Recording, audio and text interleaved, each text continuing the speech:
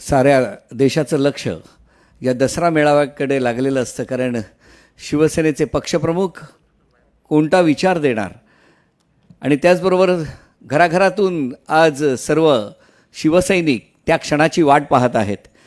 आज शिवसेनेचे पक्षप्रमुख आणि महाराष्ट्र राज्याचे मुख्यमंत्री उद्धवसाहेब ठाकरे यांना विनंती करतो की त्यांनी आज या दसरा मेळाव्याला आम्हाला सर्वांना मार्गदर्शन करावे.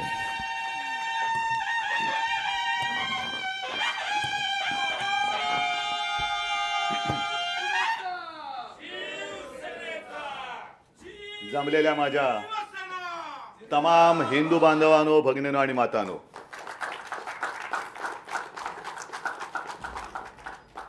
आज महाविजयादशमी आहे. त्यानिमित्ताने दसऱ्याच्या तर शुभेच्छा आहेच, पण मगाशी नंदेशनी एक मराठी मातीत काय तेज असतं आणि शाहिराची काय ताकद असते ती ताकद दाखवली. आज धम्मचक्र परिवर्तन दिन पण आहे, त्याच्याही बद्दल शुभेच्छा देतो. संजय आत्ता आपण बोलत होतात की जवळपास 1 वर्ष झालंच. पुढच्या वर्षी म्हणजे पुढच्या महिन्यात 1 वर्ष होतच आहे. तारीख पे तारीख देत आहेत, देऊ द्यात. मी ज्या वेळेला सुरुवात केली मुख्यमंत्री पदी बसून कारभाराला, त्या दिवसापासून अनेक जण स्वप्न बघतात की सरकार पडेल, सरकार पडेल, सरकार पाडू. आणि तेव्हा दिलेलं आव्हान मी आज सुद्धा देते, हिम्मत असेल तर सरकार पाडून दाखवा. आम्ही तुमच्यासारखे गुळाच्या ढेपेला चिकटणारे मुंगळे नाहीत, पण जर वाटेला जाल तर मुंगळा कसा डसतो ते सुद्धा तुम्हाला दाखवल्याशिवाय राहणार नाही. एका वेगळ्या परिस्थितीमध्ये हा मेळावा आपण घेतो आहोत. 50च लोक आहेत. सभागृह मुद्दामून भरलेलं नाही ना, तर शिवाजी पार्क जिकडे अपुरं पडतं तिकडे सभागृहाची काय कथा. सभागृह ओसंडून कधीच आणि मेळावा शिवसेनेचा सभागृहात होतच नाही. पण नियम आपणच केलेले आहेत आणि आपण नियम केल्यानंतर आपण कसे तोडायचे. आजचा हा दसरा मेळावा मी मुख्यमंत्री आपल्या सर्वांच्या आशीर्वादाने झाल्यानंतर पहिला दसरा मेळावा आहे. आणि या मेळाव्यामध्ये खरं म्हणजे महाराष्ट्राच्या कानाकोपऱ्यातून जो तुफान महासागर लोटला असता, तो तुफान महासागर त्याला भरती येते. पण मला खात्री आहे की त्या लाटा इथपर्यंत आलेल्या नसल्या तरी तो महाराष्ट्रामध्ये महासागर उचंबळून उसळून आजचा सोहळा आपला बघतोय. मला पहिला दसरा मेळावा आठवला, माझ्या आजोबांचं भाषण आठवलं, प्रबोधनकारांचं भाषण. आणि त्या भाषणामध्ये ते म्हणाले होते की महाराष्ट्र हा काही लेच्यापेचांचा प्रदेश नाही आहे, लेच्यापेचांचा देश नाही आहे, ही वाघाची औलाद आहे. आणि त्याला जर का डिवचलं तर काय होतं ह्याचे इतिहासात दाखले आहेत. भविष्यात पाहायचे असतील तर पाहायला मिळतील. तोच हा महाराष्ट्र आहे. आणि त्या महाराष्ट्राचं मी आपल्या सगळ्यांच्या आशीर्वादाने मुख्यमंत्री आहे. आज देखील छत्रपतींचा हा महाराष्ट्र जो महाराष्ट्राच्या हिताच्या आड येईल त्याला आडवा करून त्याच्या छाताडावरती गुढी पाडवा करण्याची ताकद आणि हिंमत घेऊन पुढे जाणारा महाराष्ट्र. येऊनच बघा तुम्ही. नेहमीप्रमाणे त्यावेळेला शिवसेना प्रमुखांचं भाषण हे असायचंच. तेच घेत घेत ते विचारांचं सोनं अजूनही आपल्या हृदयामध्ये आहे आणि तेच विचारांचं सोनं घेऊन आपण पुढे चाललेलो. पण प्रत्येक दसऱ्या मेळाव्याला नेहमी बातम्या यायच्या की आज शिवसेना प्रमुख काय म्हणणार. तसंच आज पण आलंय. उद्धव ठाकरे काय बोलणार, कोणाला टार्गेट करणार. हा दसरा मेळावा म्हणजे काही टार्गेटपणा नाही आहे कोणालाही टार्गेट करायला. पण काही जणांना काय होतं की सध्या करोना जोरात आहे, बिहारमध्ये मोफत लस देणार आहेत. पण आपल्याकडे काही जणांना दरवर्षी लस इंजेक्शन देण्याची गरज असते. काही जणांना इंजेक्शनही माणसाची चालत नाही, त्यांना गुराढोरांची इंजेक्शने द्यावी लागतात. आणि काही जण तर अशी बेडकं असतात, म्हणजे तुम्हाला माहिती आहे सध्या एक बेडूक आणि त्याची 2 पोरं, या पक्षातून त्या पक्षात, त्या पक्षातून त्या पक्षात. आणि मी लहान असताना एक गोष्ट किंवा कविता किंवा गाणं काहीतरी होतं, बेडकीच्या पिल्लाने बैल पाहिला. तसं या बेडकाच्या पिल्लाने वाघ पाहिला. आणि वाघाची डरकाळी ऐकली. मग जाऊन बाबाला सांगितलं आणि बाप आवाज काढतोय पण असा चिरका आणि किरका आवाज येतोय, तर बेडूक कसा काय वाघ होऊ शकेल? होऊच शकत नाही. तर ही अशी काही सगळी जी काय लोक आहेत, त्यांचं नाही म्हटलं तरी थोडाफार एक समाचार घेणं गरजेचं आहे. मी गेले वर्ष मुख्यमंत्री पदाला होत आलं, पण 6 महिने फेसबुक लाईव्हच्या माध्यमातून आपल्या सर्वांशी संवाद साधतोय. आणि त्याही वेळेला मी म्हटलं होतं की शक्यतोवर मी फेसबुक लाईव्ह करत असताना मी माझ्या महाराष्ट्राच्या कुटुंबियांशी बोलत असतो. आज माझं शिवसेनेचं कुटुंब आणि महाराष्ट्राचं कुटुंब एकत्र होऊन माझे शब्द ऐकतायत.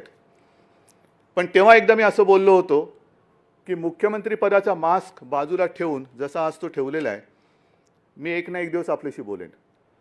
आणि म्हणून कदाचित जर इकडचा शब्द तिकडे गेला तर मुख्यमंत्री असं म्हणतात, मुख्यमंत्र्यांना शोभतं का? तर मुख्यमंत्री आणि शिवसेना पक्षप्रमुख असं थोडंसं एक संमिश्र भाषण मी करण्याचा प्रयत्न करतोय.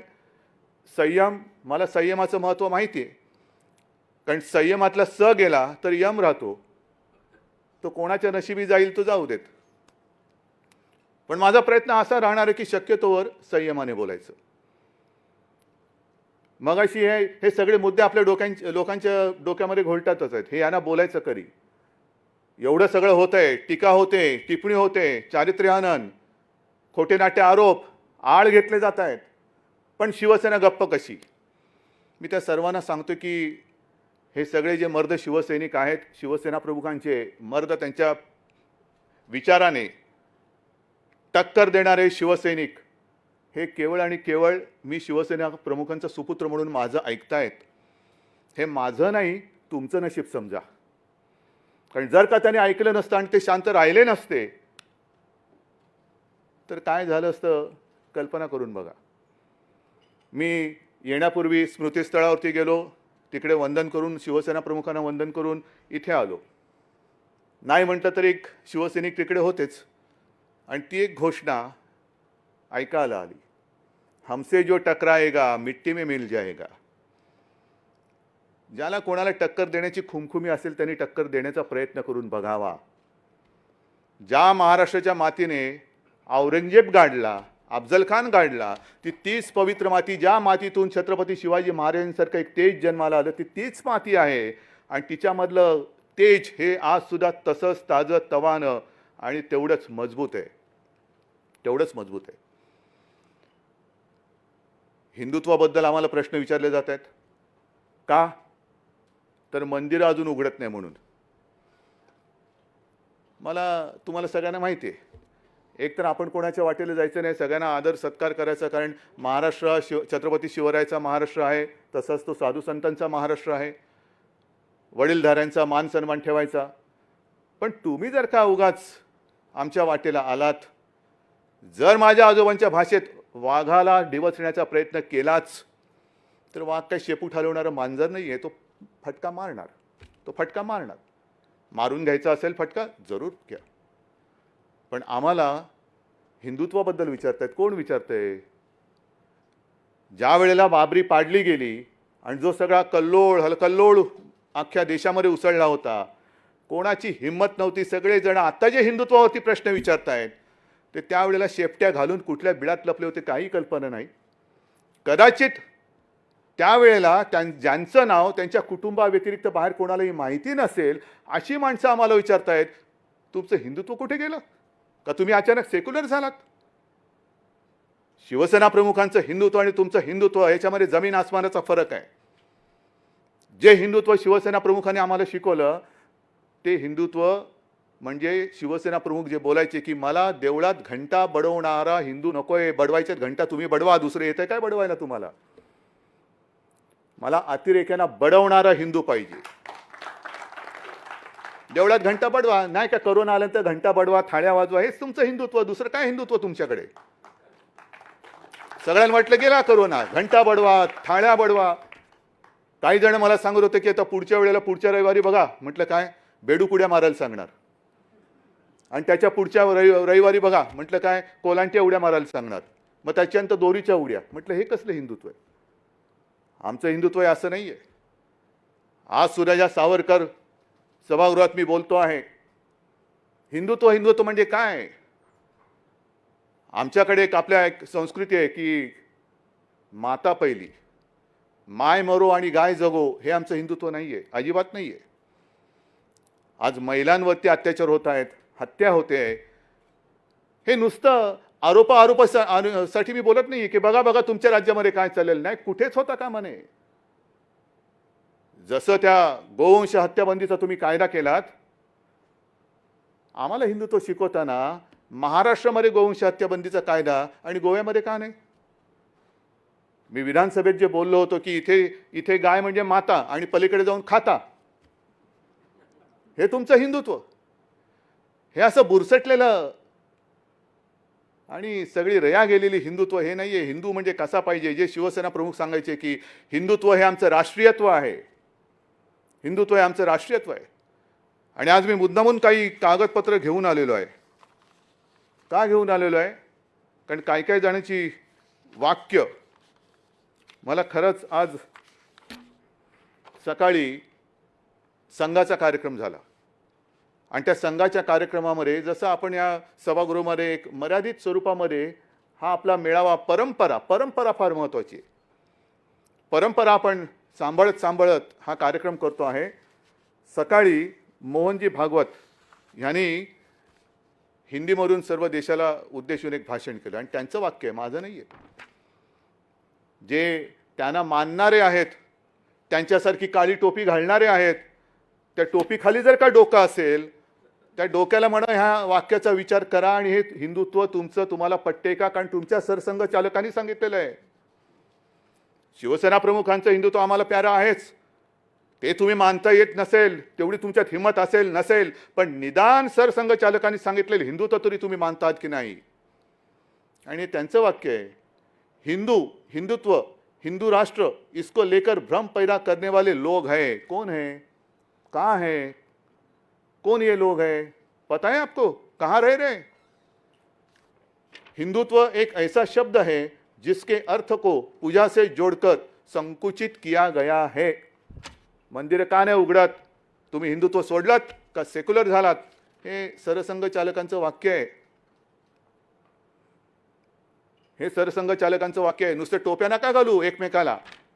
त्या टोपीखाली मी पुन्हा सांगतो, जर डोकं असेल तर त्या डोक्यामध्ये मेंदू असेल तर त्या मेंदूला पहिलं हिंदुत्व म्हणजे काय हा अर्थ तुम्ही तुमच्याच सरसंघ चालकांकडून समजून घ्या आणि मग खरडेघाशी करा. ज्या वेळेला संपूर्ण देशात मी पुन्हा एकदा सांगतो, आगडोंब उसळल्यानंतर शिवसेना प्रमुख आणि शिवसैनिक नसते तर मुंबई महाराष्ट्र वाचला नसता. त्यावेळेला तुम्ही कुठेही दुरान्वयाने सुद्धा तुमचा संबंध नव्हता आणि आज तुम्ही आमच्या अंगावरती येत आहे का? खुर्चीवरती बसलात म्हणून.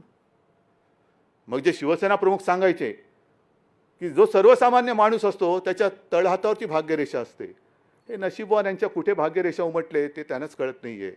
अशी काही भाग्यरेषा उमटलेली माणसं असतात, 2-4 दिवसासाठी ती रेषा असते, पण त्यांना असं वाटतं की ही भाग्यरेषा माझ्यावरती उमटले म्हणजे मीच भाग्यविधाता झालो की काय. नाही, एवढे सारी गोष्ट नाही आहे. आणि त्याच्यानंतर सुद्धा मोहन भागवत जे म्हणतायत हे फार महत्त्वाचं आहे. म्हणजे खरं म्हणजे आजचं मोहन भागवतांचं जे भाषण आहे संजय उद्याच्या आपल्या सामनामध्ये व्यवस्थित छापलं पाहिजे, कारण फार मोलाचे त्यांनी विचार मांडलेले आहेत. एकतर हिंदुत्वाचा अर्थ त्यांनी सांगितलेला आहे, जे हिंदुत्व शिवसेना प्रमुखांना अभिप्रेत आहे जवळपास तसंच हिंदुत्व त्यांनी ते हिंदुत्व म्हणजे नुसतं देव मंदिर पूजा अर्चा त्याच्यापुरतं ते हिंदुत्व मर्यादित नाही आहे. त्या पलीकडे जाऊन जे व्यापक हिंदुत्व आहे हे त्यांनी सांगितलेलं आहे. आणि त्याच्यानंतर त्यांनी सगळ्या राजकारण्यांबद्दल जे बोललेलं आहे हे सुद्धा त्यांच्याच जी राजकीय शाखा आहे, संघाची जी राजकीय शाखा आहे त्या राजकीय शाखेनेही ह्याच्यावरती विचार करण्याची गरज आहे. कारण आज मोहनजी पुन्हा म्हणालेले आहेत की राजकारण म्हणजे शत्रूमधील युद्ध नव्हे. फार महत्त्वाचं वाक्य आहे. राजकारण म्हणजे शत्रूमधील युद्ध नव्हे, विवेक पाळा. हे कोणाला उद्देशून त्यांनी बोललेले असतील? आम्ही विवेक पाळतोय नाही पाळतोय, भाजप विवेक पाळते नाही पाळते. आज कोरोनाचं संकट सगळीकडे असताना सुद्धा जे काय राजकारण आणि राज्यामधली सरकार हे सरकार पडेल ते सरकार पाडू, कशाला पाडापाडी करताय? जेवढं लक्ष तुम्ही तुमच्या पक्षावरती देत आहात, जे मध्ये मला सांगायचं ना, मोदीजी एवढे तास काम करतात आणि एवढ्या वेळेत झोपतात, तेवढ्या वेळेच उद्धव ठाकरेंनी काम केलं तरी काय काम होईल? उद्धव ठाकरे काय काम करतोय हे नुसतं तुम्हाला गरगर गरगर गरगर फिरून चालणार नाही. तसं भोवरासुद्धा फिरतो, सुदर्शन चक्रसुद्धा फिरत असतं, भुईचक्रसुद्धा फिरत असतं. त्या फिरण्याला काय अर्थ नसतो. पण जे काम आज झालेलं आहे ते पुढच्या महिन्यामध्ये सगळ्यांच्या समोर मी ठेवणार आहे. पण राजकारणामध्ये म्हणजे हे करोनामध्ये सुद्धा पाडापाडीचं करतात. मध्य प्रदेशचं सरकार पाडलं, आणखीन कुठलं सरकार पाडलं, बिहारमध्ये आता प्रचाराला लागले, सोशल डिस्टन्सिंगचं. आज सुद्धा आम्हाला सुद्धा हा तोबा गर्दीचा मेळावा करता आलाच काही नाही. परंतु आम्ही हे नियम पाळतो. का पाळतो?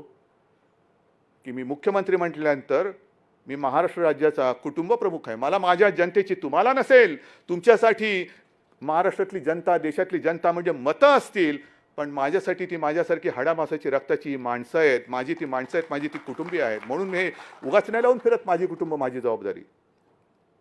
पण तिकडे पाडापाडी करताय. पण जेवढं लक्ष तुम्ही तुमच्या पक्षावरती देताय त्यातलं थोडं लक्ष तरी देशावरती द्या ना.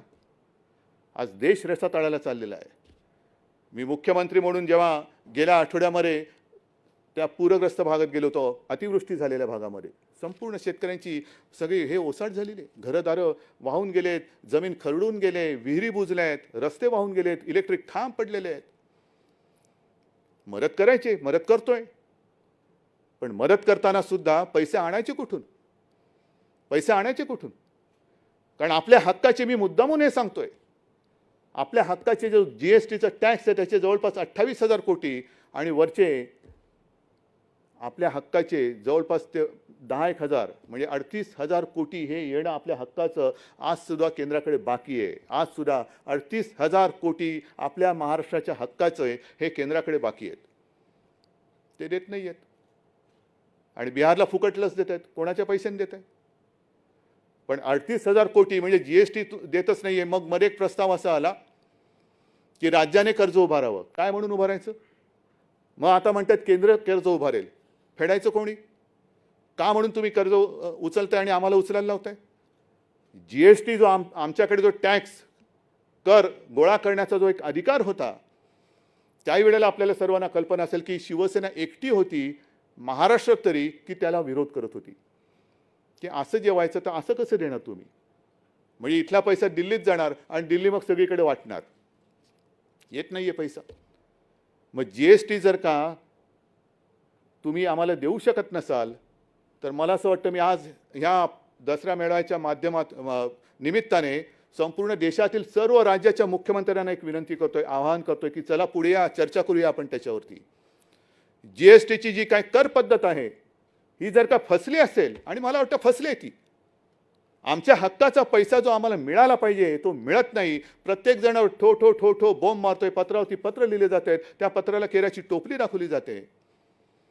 आणि ते जर का पैसे मिळत नसतील आणि ही जीएसटीची पद्धत जर का फसलेली असेल तर मला असं वाटतं पंतप्रधानांनी सुद्धा प्रामाणिकपणाने चूक मान्य करून एक तर त्याच्यात सुधारणा केली पाहिजे, आणि नाही तर ही जीएसटीची पद्धत रद्द करून पुन्हा जुन्या कर प्रणालीवरती जाण्याची आज गरज असेल तर तसं त्यांनी गेलं पाहिजे. ही मी आज देशातील सगळ्या मुख्यमंत्र्यांना आवाहन करतो. या आपण बोलूया, सगळेजण आपण बोलूया. कारण हा देश म्हणजे कोणत्या एका पक्षाची मक्तेदारी नाही आहे, एका पक्षाची मक्तेदारी नाही आहे.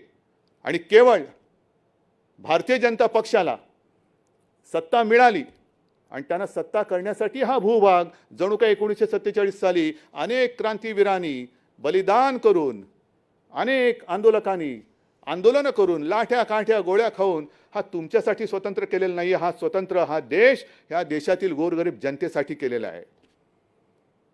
आणि जी एक मस्ती इंग्रजांची होती की कुठेही जा जगामध्ये आमच्या साम्राज्यावरती सूर्य मावळतच नाही.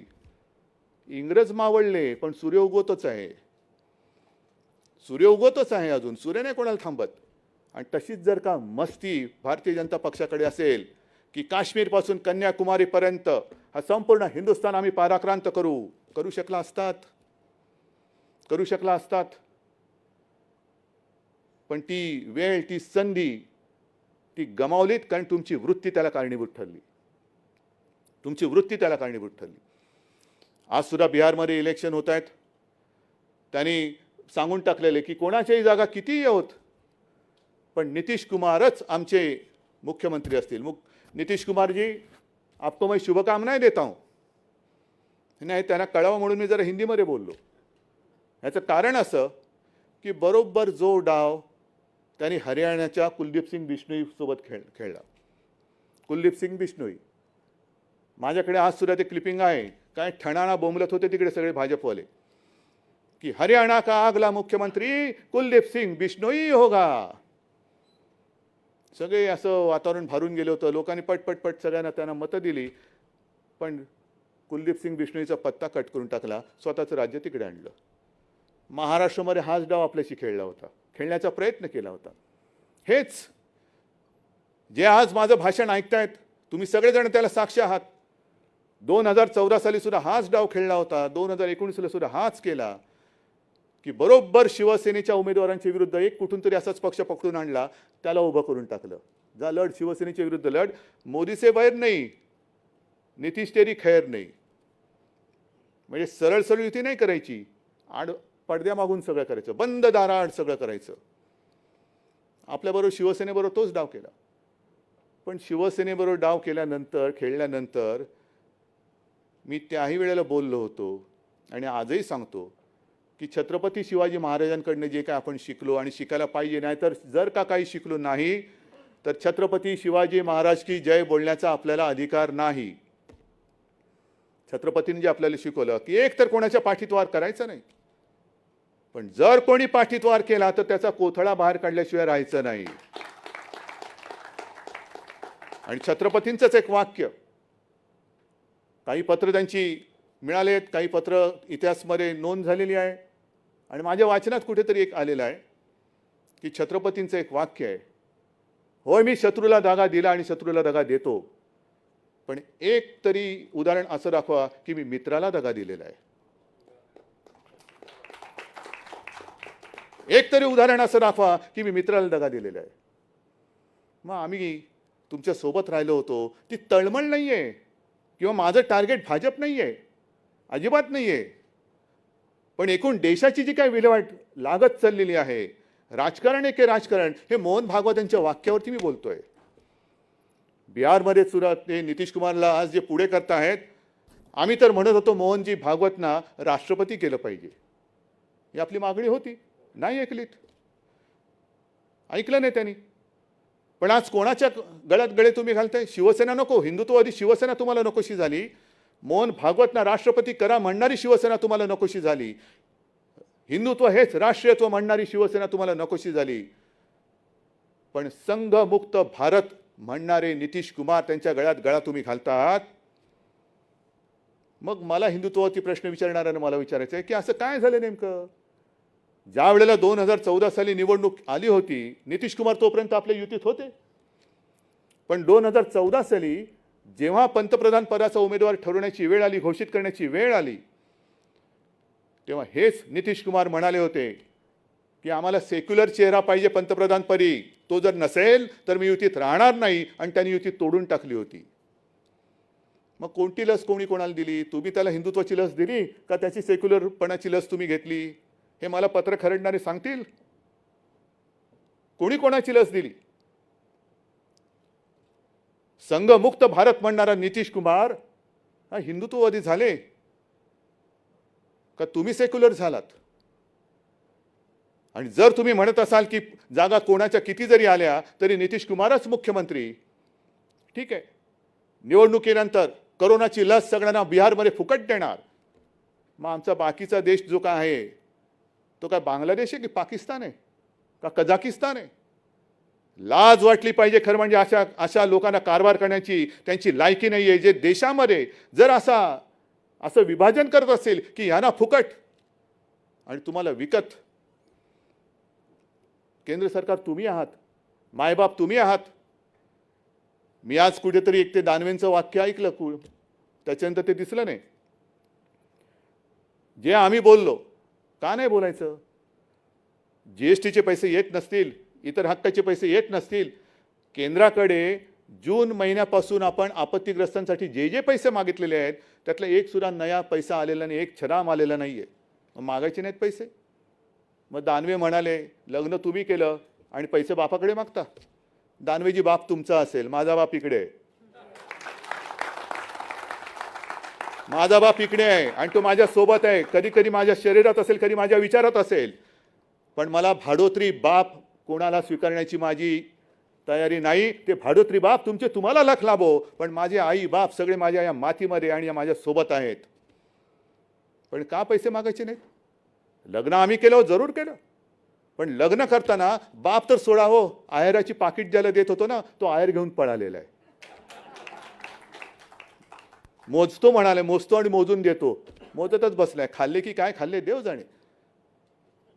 पण आहेराची पाकिटं पळवणारे तुमचे जर का बाप असतील तर ते तुम्हाला लख लाभो. माझे आईबाप हे इकडेच आहेत. हे सगळं मी तुम्हाला बोलतोय कारण हे गेल्या काही महिन्यातलं दाटून साठून सगळं आलेलं आहे. आज आपण विजयादशमी करतो. रामाने रावणाचा वध केला. आपण एक सिंबॉलिक रावणाचा वध करतो. 10 तोंडाचा रावण. अनेक तोंड आहेत. हे 10 तोंडाचा रावण 10 तोंडांनी महाराष्ट्रावरती आलेला आहे. एक तोंड म्हणते रावणाचं, रावण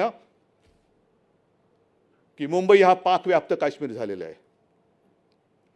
मुंबई पाकव्याप्त काश्मीर? पाकव्याप्त काश्मीर सोडून द्या. कारण मला वाटतं जर मी विसरलो नसेन तर मोदींनी आपल्याला सांगितलं होतं 2014 साली की पाकव्याप्त काश्मीर मी भारतात आणल्याशिवाय राहणार नाही. बोलले होते ना. पाकव्याप्त काश्मीर लांब राहिलं. आपल्या भारताचा जो काश्मीर आहे तिकडे ज्यांना मुंबई हे पाकव्याप्त काश्मीर वाटते त्यांना म्हणा अनधिकृत सोडून द्या. 370 कलम काढलेला आहे, पण अधिकृत तरी 1 इंच जमीन आज तरी जाऊन तुम्ही घेऊन दाखवा. आज तरी जाऊन घेऊन दाखवा तुम्ही आणि मग आमच्या अंगावरती या. घरी खायला मिळत नाही म्हणजे मुंबईमध्ये यायचं आणि वरती दाखवायचं की आम्ही कष्ट केलेले आहेत. मुंबई महाराष्ट्राचं मीठ खायचं आणि नमक हरामी करायची, ही असली सगळी रावणी अवलाद. महाराष्ट्राची बदनामी कशासाठी करायची? ह्याचं कारण करोनाचं संकट असताना सुद्धा जवळपास 16,000 कोटी त्यातले 2 चीनी कंपन्या बाहेर काढा. येत्या 8-15 दिवसामध्ये आणखीन काही हजार कोटीचे सामंजस्य करार आपण करतो आहोत. महाराष्ट्रामध्ये चहूबाजूने उद्योजक येऊ इच्छित आहेत, त्यांना आपण आमंत्रण देतोय. काय केलं शिवसेनेने? मराठी माणसाला वडापाव दिला. हो दिला. भीक मागून खायचं नाही, जे खाशील ते हक्काने खा, मेहनतीचं खा, हा त्याचा मागचा संदेश होता. आणि आज सुद्धा जे हजारो कोटींचे आपण एमओयू केलेले आहेत, काय झालं एमओयूचं? पहिल्या सरकारच्या काळात पण झालेले होते, पण आपण जे एमओयू मला वाटतं जून-जुलैमध्ये केले होते, बहुतेक सगळ्या उद्योजकांना आपण जमिनी दिलेल्या आहेत. त्यांच्या बहुतेक सगळ्या उद्योजकांच्या अटीतटी शर्ती काढून त्यांनी नाही म्हटलं तरी एक सुरुवात केलेली आहे. हे शिवसेना करते, महाविकास आघाडीचं सरकार करते. हजारो कोटीचे एमओयूज म्हणजे हजारो कोटीची गुंतवणूक ह्या आपल्या महाराष्ट्रामध्ये येते. ही महाराष्ट्रामध्ये येते कोणासाठी येते? या भूमिपुत्रांसाठी येते. म्हणून आज मी हे सुद्धा आवाहन करतोय, सगळ्यांना विनंती करतोय, भूमिपुत्रांना आवाहन करतोय की हे सगळं आम्ही करतोय, आम्ही तुमच्यासाठी करतो आहोत. जे जे उद्योग येतील ते जाहीर केले जात आहेत, जाहीर केले जातील, पण तिथे ज्या ज्या पद्धतीचे कुशल अकुशल जी काही काम करणारी माणसं लागतील ती मला या अस्सल मराठी मातीतलीच पाहिजे. तुमच्यासाठी आम्ही हे करतो आहोत. नुसतं बोलून थांबत नाही आहोत, तर हे करतो आहोत. पण मग इतरांची पोटदुखी सुरू झाली की महाराष्ट्र हे करतोय, आम्ही का नाही करू शकत? तर तुमचं नशीब आहे, आम्ही काय करू त्याला? पण महाराष्ट्रामध्ये या संकटाच्या काळात सुद्धा उद्योगधंदे येत असताना महाराष्ट्र पुढे जातो आहे म्हणून महाराष्ट्राची बदनामी केली जाते. महाराष्ट्रामध्ये जणू काही कायदा सुव्यवस्था अस्तित्वात नाहीच आहे. मुंबई पोलीस हे निकम्मे आहेत. आणि त्याहीपेक्षा भयंकर म्हणजे जे काय मध्ये सगळं झालं की जणू काही महाराष्ट्रामध्ये शिवाजी पार्क असेल, इकडे असेल, तिकडे असेल, गांजा आणि चरसची शेतीच फुललेली आहे. हे एकूण असं चित्र म्हणजे मुंबई पाकव्याप्त काश्मीर आहे. महाराष्ट्र मुंबई पोलीस निकम्मे आहेत, ते काय काम करत नाही आहे. इकडे सगळे नशिले आहेत, चरस गांजा इकडे उघड उघड विकला जातोय. हे असं सगळं चित्र करायचं त्यांना माहिती नाही अजून की ह्या महाराष्ट्राची जी संस्कृती आहे त्या महाराष्ट्राच्या संस्कृतीमध्ये आमच्या घराघरामध्ये तुळशी वृंदावनं आहेत, गांजाची वृंदावनं नाही आहेत. असं कोणतं पिक्चर आलं नाही की मैं गांजा तेरे घर का. हे तुमच्या घरात असेल, गांजाची शेती जिकडे असेल, कुठे आहे ते तुम्हाला माहिती आहे. पण एकूण महाराष्ट्राची वाट लागलेली आहे. कायदा सुव्यवस्था नाही, सगळे नशिली लोक आहेत, पोलीस नाहीत, हे नाही, पाकव्याप्त काश्मीर झाले. एवढी बरबादी करून टाकायची आणि ती सुद्धा पोलिसांची मानहानी मी का सहन करू? जसा मी तुमचा कुटुंब प्रमुख आहे तसा होय, मी माझ्या मुंबई आणि महाराष्ट्र पोलिसांचा सुद्धा कुटुंब प्रमुख आहे. आणि मला त्या पोलिसांबद्दल, पोलीस दलाबद्दल अभिमान आहे. जगामध्ये असं कोणतंही पोलीस दल नाही की ज्यांनी स्वतःच्या छातीवरती गोळ्या झेलून जिवंत अतिरेक्याला पकडून देणारं एकमेव पोलीस दल आहे. त्याचा मला अभिमान आहे. तुकाराम ओंबळे त्यांनी कसाबला पकडलं, कोणीच नाही असं आहे. आणि असे पोलीस केवळ महाराष्ट्र पुढे जातोय म्हणून त्यांना तुम्ही बदनाम करून टाकायचं. ह्या सगळ्या गोष्टी बघितल्यानंतर आणि पुन्हा तेच खरं म्हणजे पाकव्याप्त काश्मीर, मुंबई का पाकव्याप्त काश्मीर झालंय, हां हे आमचं होऊच शकत नाही ते. पण असं बोलणं म्हणजे मोदींचा अपमान आहे. कारण मोदी पंतप्रधान गेले 6 वर्ष आहेत. त्यांनी सांगितलं होतं की मी पाकव्याप्त काश्मीर आपल्या देशामध्ये आणेन. पाकव्याप्त काश्मीरमध्ये ते पाऊलच ठेवू शकत नाही. पण ते राज्य करत असलेल्या देशामध्ये जर पाकव्याप्त काश्मीर तयार होत असतील तर ते अपयश हे पंतप्रधानांचं आहे, राज्याचं असू शकत नाही. आमच्या राज्यात ते नाहीच आहे. देशात इतरत्र कुठे असेल तर ते त्यांनी जाऊन शोधावं. हे पंतप्रधानांचं अपयश आहे. आणि मग हे सगळं झाल्यानंतर एक कोणतरी त्याने आत्महत्या केली, लगेच तो बिहारचा पुत्र असेल ना. पण बिहारचा पुत्र जर त्याने आत्महत्या केली त्याच्यात काही काळबेर असेल, माझ्या मुंबईच्या महाराष्ट्राच्या पोलिसांनी तेही शोधून काढलं असतं असेल तर. पण लगेच तो बिहारचा पुत्र झाला. पण बिहारचा पुत्र म्हणून त्याच्याबद्दल गळे काढणारे तुम्ही महाराष्ट्राच्या पुत्रावरती चिखलफेक करायला लागलात. महाराष्ट्र सरकारवरती, महाराष्ट्र संपूर्ण या प्रदेशावरती, ठाकरे कुटुंबियांवरती, आदित्यवरती तोंडात शेण भरून भरून, होय मी जाणीवपूर्वक बोलते, तोंडात शेण भरून भरून गोमूत्राच्या गुळण्या तुम्ही आमच्यावरती टाकल्या. काय झालं? टाकल्यात ना गुळण्या. आता तेच शेण भरलं तोंड आणि गोमूत्राने भरलेलं तोंड ते गिळा आणि ढेकर देऊन गप्प बसा. कारण इकडे तुम्ही आमचं काही वाकडं करू शकत नाही, कारण आम्ही हाताने स्वच्छ आहोत. पापी वृत्तीचे आम्ही माणसं इकडे नाही आहोत. स्वतः शेण खायचं आणि दुसऱ्याचं तोंड हुंगायचं. अरे तुमच्याच तोंडाला आणि धोत्राला वास येतो गोमूत्राचा, मी काय करू त्याला? मी काय करू त्याला? पण आमच्या अंगावरती येत आहात. हा जो काही महाराष्ट्राचा द्वेष आहे, महाराष्ट्र द्वेष्टे, ही सगळी अवलाद बघितल्यानंतर मी तमाम माझ्या महाराष्ट्रातील माता भगिनींना आणि बांधवांना एक आवाहन करतोय की सावध राहा, सावध राहा. हे एक तर देश खतम करतायत.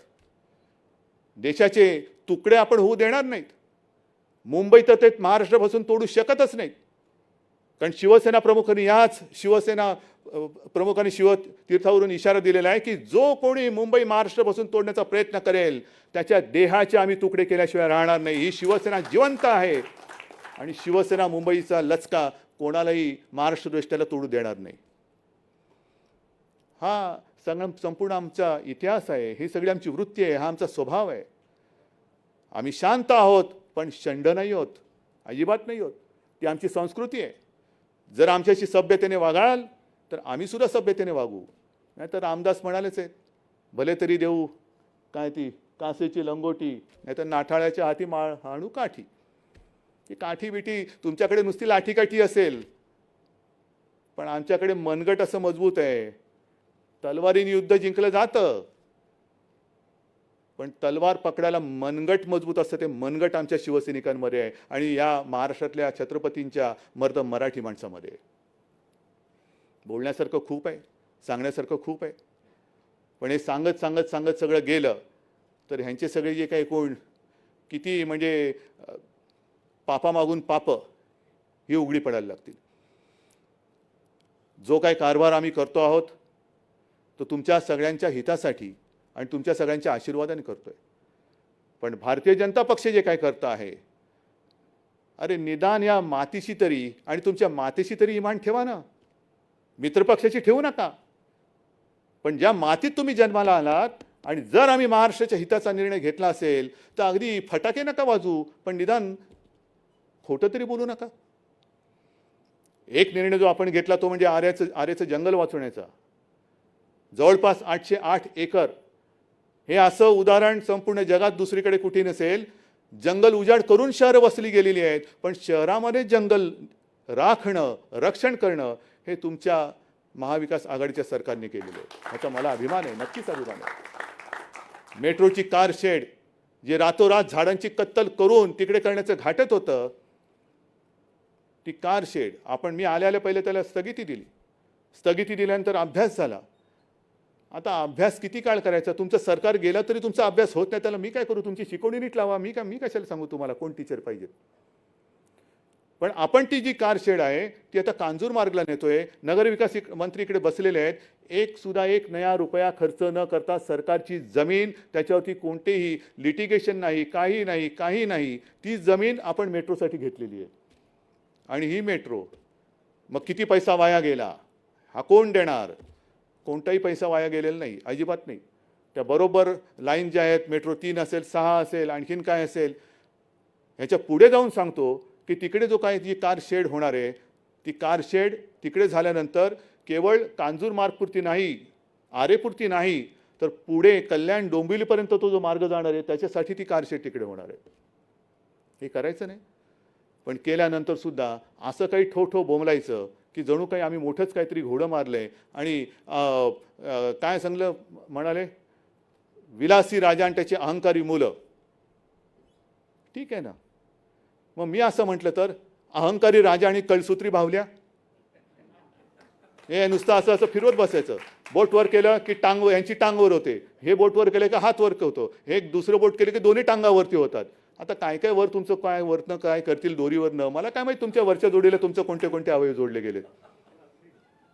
पण ही कळसूत्री बाहुल्यांचा खेळ आता महाराष्ट्राने संपवलेला आहे. आणि यापुढे महाराष्ट्रामध्ये कळसूत्री बाहुल्यांचा खेळ होणार नाही. इकडे मर्द मावळ्यांचंच सरकार येणार आहे, मर्द मावळ्यांचं सरकार येणार. आणि म्हणून बांधवांनो आणि भगिनीनो, मी मगाशी म्हटलं की बऱ्याच काही गोष्टी घेऊन आलेलो आहे, पण सगळ्या गोष्टी सांगत बसण्यात तसं काय मला वाटतं उगाच वेळ काढण्यात काय अर्थ नाही आहे.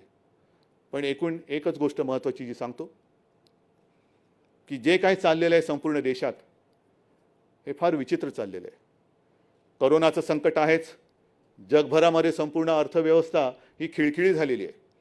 आणि अशा या परिस्थितीमध्ये देशाच्या अर्थव्यवस्थेकडे लक्ष न देता केवळ सरकार पाडापाडी करण्यामध्ये जर भारतीय जनता पक्षाला रस असेल तर मला असं वाटतं अराजकाला आपण आमंत्रण देतो आहोत, अराजकाला आमंत्रण देतो आहोत. जे मी येताना बघत होतो, कुठल्या तरी एका देशामध्ये धान्याची कोठारं फोडली जात आहेत. कारभार कसा करावा? आपण नेते आहोत, तुम्ही नेते आहात. ज्या वेळेला मला आठवतंय जून जुलैच्या सुमारास माननीय पंतप्रधानांनी एक व्हिडिओ कॉन्फरन्स घेतली आणि देशातील सर्व प्रमुख राजकीय पक्षांच्या नेत्यांना, प्रमुखांना त्यांनी व्हिडिओ कॉन्फरन्सच्या माध्यमातून विचारलं होतं की चीन हा पुढे सरकतोय, काय करायचं? आम्ही त्यांना सांगितलं होतं की आम्ही प्रधानमंत्रीजी, तुम्ही नेते आहात, आमचा तुमच्यावरती विश्वास आहे. युद्धाच्या काळात आम्ही राजकारण करणार नाही, अजिबात करणार नाही. जे तुम्ही ठरवाल आमचा तुम्हाला पाठिंबा आहे, आमचा तुमच्यावरती विश्वास आहे, कारण आम्हाला माहिती आहे की तुम्ही लेचेपेचे नाही आहात. मग जर हे आम्ही करू शकतो तर करोनाचं संकट ह्याच्यामध्ये तुम्ही राजकारण करता? मंदिरं उघडा, मंदिरं उघडणार आहे. मला काही हौस नाही की सगळं काही लॉकडाऊन करून दाखवले. काय दाखवलं? टाळेबंदी. अजिबात नाही, लॉकडाऊन करण्याची काही मला हौस नाही आहे.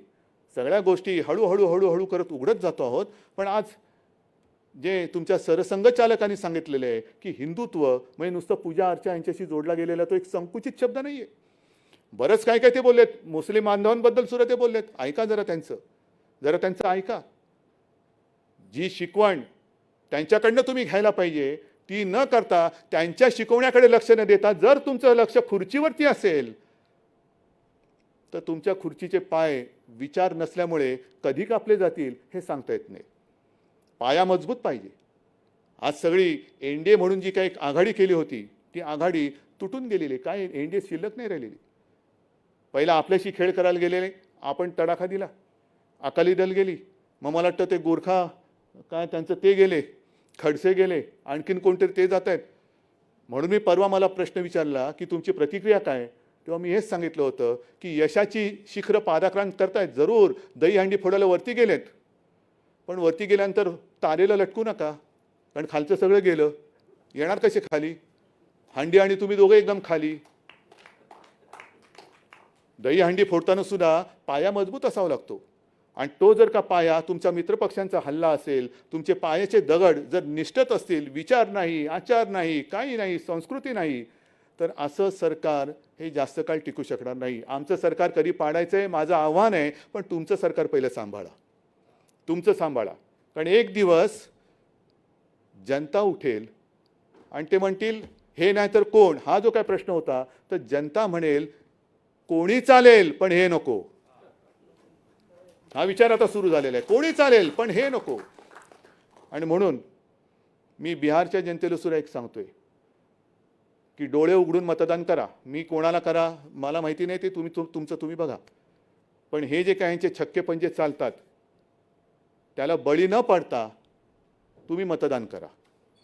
आणि महाराष्ट्रामध्ये सुद्धा, कारण मध्ये मध्ये काय होतं, काय आलं रे, तर त्याला आत घेऊन मी संपवतोच. मध्ये मध्ये काय होतं, आता गेल्या 2 आठवड्यापूर्वी मराठा समाजाला, ओबीसी समाजाला, धनगर समाजाला मी सर्वांना सांगतोय की बाबांनो, आम्ही तुमचे आहात, हे सरकार तुमचं आहे. कोणताही समाज हा न्याय दिल्याशिवाय मी शांत राहणार नाही, हे मुख्यमंत्री म्हणून माझं तुम्हाला सगळ्यांना वचन आहे. सगळ्या समाजाला मी न्याय देणार, आणि हा न्याय देताना कोणाचं काही काढून देणार नाही. जो तो समाज, एक गोष्ट नक्की चांगली आहे की प्रत्येक समाज म्हणतोय की त्यांना द्या, आम्हाला हरकत नाही, पण आमचं फक्त कोणाचं काही कमी होणार नाही. आदिवासींचं तसंच राहील, धनगरांचं त्यांनाही देऊ, ओबीसींचं देऊ, मराठ्यांना देऊ, सगळ्यांना देऊ.